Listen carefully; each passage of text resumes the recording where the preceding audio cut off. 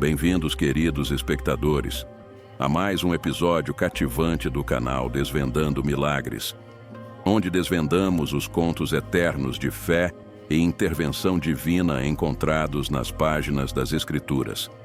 Hoje, embarcamos numa jornada pela narrativa intrigante do centurião romano, cujo encontro com Jesus durante a crucificação alterou para sempre o curso de sua vida. Preparem-se para se inspirar e serem elevados enquanto mergulhamos nas profundezas de sua história e testemunhamos o poder transformador de encontrar o Filho de Deus. Um soldado que observou os eventos em torno de Jesus por um breve período ficou ao lado do centurião que supervisionava Jesus na cruz. Ao testemunhar o terremoto e as ocorrências surpreendentes, eles foram tomados por um medo e admiração profundos, reconhecendo verdadeiramente Jesus como o Filho de Deus. Esta narrativa é contada em Mateus 27, 53, 54. O dever do centurião era garantir a execução adequada da crucificação sem complicações. Tipicamente comandando uma coorte de 100 soldados, sua coragem e inteligência durante a crucificação, características de um soldado experiente, o impulsionaram a postos mais altos. Para se destacar em seu papel, ele precisava ser estoico e eficiente, seguindo consistentemente as ordens de seus superiores. A crucificação de Jesus foi um evento tão extraordinário que até um centurião romano endurecido reconheceu Jesus como o Filho de Deus. Esse reconhecimento sugeria a inocência de Jesus em relação às acusações pelas quais foi crucificado. O centurião provavelmente experimentou uma mistura de emoções ao perceber que supervisionava a crucificação de um homem inocente. Estas não foram as palavras hesitantes de um recruta assustado, ou as palavras indecisas de um recruta ingênuo. Foram conclusões firmes tiradas por um veterano experiente que havia testemunhado muitos homens encontrarem seu fim pelos quais ele era responsável. Este centurião estava bem ciente do severo julgamento dos líderes religiosos judeus que haviam levado Jesus à cruz por acusações de blasfêmia. Seu superior, Pôncio Pilatos, havia mantido a convicção de que Jesus havia feito uma declaração. No entanto, o centurião ignorou a condenação e afirmou a declaração de Jesus porque os argumentos a favor de Cristo eram inegáveis. É digno de nota que este homem provavelmente havia supervisionado numerosas crucificações, mas havia algo notavelmente diferente nesta execução em particular. O que ele testemunhou durante a prisão, o julgamento e a crucificação de Jesus convergiu para uma realização cativante. Primeiramente, a resposta de Jesus à injustiça que ele suportou nas mãos de seu próprio povo durante sua prisão e julgamentos foi impressionante. Indiscutivelmente, este soldado havia testemunhado numerosas crucificações antes.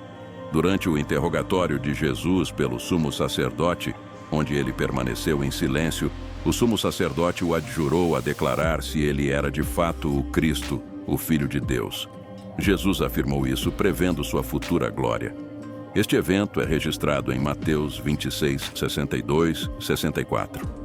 Jesus suportou maus tratos severos nas mãos dos soldados do governador, suportando zombarias, espancamentos e humilhações. Apesar disso, ele manteve a dignidade e o silêncio, assemelhando-se a um cordeiro levado ao matadouro, como descrito em Mateus 27, 27 e 31. A resposta de Jesus à multidão hostil que exigia sua crucificação foi de silêncio, exibindo uma notável paciência.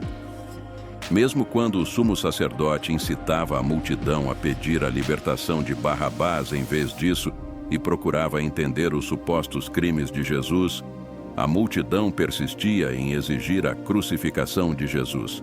Pilatos, buscando apaziguar a multidão, libertou Barrabás e entregou Jesus para ser açoitado e crucificado, conforme relatado em Marcos 15, 11, 15. No meio de tudo isso, Jesus demonstrou compaixão, orando pelo perdão para aqueles que o perseguiram, incluindo os soldados envolvidos em sua crucificação, como o centurião. Sua súplica: Pai, perdoa-lhes, pois não sabem o que estão fazendo, ilustra sua preocupação geral com o perdão e a redenção. Os soldados lançaram sortes, dividindo suas roupas entre eles, e sentando-se guardavam-no para evitar qualquer tentativa de resgate por parte de seus seguidores. Ele viu a reação da criação. Lemos que a terra tremeu e as rochas se partiram. A natureza mesma foi abalada pela morte do Filho de Deus. Os corações dos homens não responderam aos clamores agonizantes do Redentor do mundo. Uma densa escuridão cobriu toda a terra. A Escritura agora estava cumprida. Amós 8:9 declara: Sucederá naquele dia, diz o Senhor Deus, que farei que o sol se ponha ao meio-dia e a terra se escureça em pleno dia. Aqueles que frequentemente exigiam um sinal de Cristo dos céus agora tinham um, mas era um sinal de julgamento para seus olhos. Neste ponto da tarde seriam 12, era meio-dia, e a escuridão persistiria até as 3 da tarde. Esta escuridão sobrenatural ocorreu quando o sol estava em seu auge, como a lua estava cheia. Não poderia ter sido causada por um eclipse, já que não pode intervir entre a Terra e o Sol quando está cheia. Sem dúvida, a rápida intervenção de Deus trouxe essa escuridão. Também mencionado é um terremoto que alinha sua história de perto com o registro sagrado. A escuridão que ocorreu em um momento tão crítico poderia ter vários significados. Primeiramente, a escuridão estava tradicionalmente associada ao luto. Além disso, era um sinal do julgamento de Deus. Os túmulos foram abertos, e muitos corpos dos santos que dormiam foram ressuscitados. As pessoas de Deus que haviam morrido foram ressuscitadas e saíram dos túmulos. Após a ressurreição, eles entraram na Cidade Santa, Jerusalém, e apareceram para muitas pessoas, como registrado em Mateus 27, 52, 53. É evidente que o centurião ficou chocado ao testemunhar um evento tão dramático durante as últimas horas de Cristo, especialmente porque nunca havia visto nada semelhante antes. O impacto sobre o centurião foi profundo e quase inimaginável. Ele testemunhou, ouviu e sentiu todos os eventos em torno da crucificação e morte de Cristo, deixando-o e a seus soldados profundamente assustados. Apesar de sua resistência habitual ao medo, agora estavam sobrecarregados com o puro terror. A influência de Jesus se estendeu não apenas a indivíduos endurecidos como o centurião romano, mas também a mulheres, exemplificadas por figuras como Maria Madalena, que antes havia sido possuída por demônios e havia seguido Jesus desde a Galileia.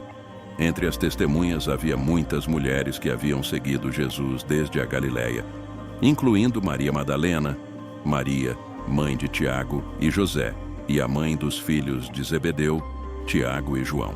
A salvação de toda a humanidade remonta ao sacrifício de Jesus na cruz, que iniciou seu trabalho transformador imediatamente e persistiu por 2 milênios. É o poder da cruz e o amor demonstrado lá que toca os corações, mesmo daqueles soldados endurecidos pela batalha, levando-os da morte para a vida. Um ditado antigo afirma o poder da cruz, que o solo é nivelado ao pé da cruz. Uma verdade que se manteve no 1º século e continua relevante hoje. Ao pé da cruz, tanto os empobrecidos quanto os abastados encontram um terreno igual para se ajoelhar e abraçar o Cristo que morreu por eles. Para aqueles que ouviram e creram, a jornada não termina aí. Devemos ter a paixão de conhecê-lo mais profundamente. Em Filipenses 3, 10, 11, para que possam discernir o que é melhor e sejam puros e irrepreensíveis até o dia de Cristo, cheios do fruto de justiça que vem por meio de Jesus Cristo, para a glória e louvor de Deus. Que a graça divina transborde e haja nos fiéis, e que possamos compartilhar na comunhão de seu sofrimento, sendo continuamente transformados interiormente à sua semelhança até o fim. Este mesmo desejo deve queimar em nossos corações, para que possamos honestamente conhecer aquele que nos amou e se entregou por nós. Não se pode deixar de se perguntar como estar em contato com Jesus afetou as vidas dos soldados. Eles abraçaram o cristianismo. De acordo com a tradição, o centurião era conhecido como Longino, mais tarde reconhecido como São Linus. ele abraçou fervorosamente os ensinamentos de Jesus, espalhando o Evangelho e eventualmente enfrentando o martírio. A tradição sugere que ele se converteu, deixou o exército romano e buscou santuário em Capadócia, onde adotou um estilo de vida monástico. Lá, ele suportou perseguição por suas crenças cristãs, recusando-se a renunciar à sua fé, apesar da tortura brutal que resultou na remoção de sua língua e olhos. Embora a veracidade desta conta permaneça incerta, ela destaca o poder transformador da verdade de Jesus em tocar corações. A cruz de Jesus possui a capacidade profunda de alterar indivíduos. Inicialmente um oficial romano supervisionando crucificações, o centurião terminou o dia reconhecendo Jesus como o Filho de Deus, como afirmado em 1 Coríntios 1:18. Porque a mensagem da cruz é loucura para os que estão perecendo, mas para nós que estamos sendo salvos é o poder de Deus. A pregação de Cristo crucificado pode ser percebida como loucura por muitos, convidando oposição e ridículo.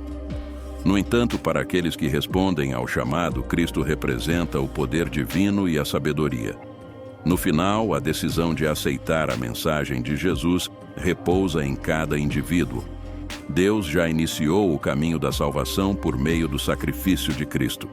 Jesus sacrificou sua vida para que a humanidade pudesse ser redimida e viver ao lado dele. Ele pede apenas uma vida de retidão, santidade e fidelidade aos seus mandamentos. Um pedido pequeno em comparação com o imenso sacrifício que ele fez pela vida eterna. Enquanto fechamos as cortinas neste episódio esclarecedor de hoje, encorajamos vocês a se inscreverem no nosso canal Desvendando Milagres para se manterem atualizados sobre nossos lançamentos mais recentes e mergulharem mais fundo na rica tapeçaria das narrativas bíblicas. Compartilhem este vídeo com sua família e amigos, convidando-os a se juntarem a nós nesta jornada de exploração espiritual e descoberta. Não se esqueçam de deixar um like e um comentário abaixo compartilhando seus pensamentos e reflexões sobre a história de hoje. Seu apoio alimenta nossa missão de espalhar a mensagem de esperança e redenção encontrada nas páginas das Escrituras. Até a próxima. Que as bênçãos de Deus estejam sobre todos vocês.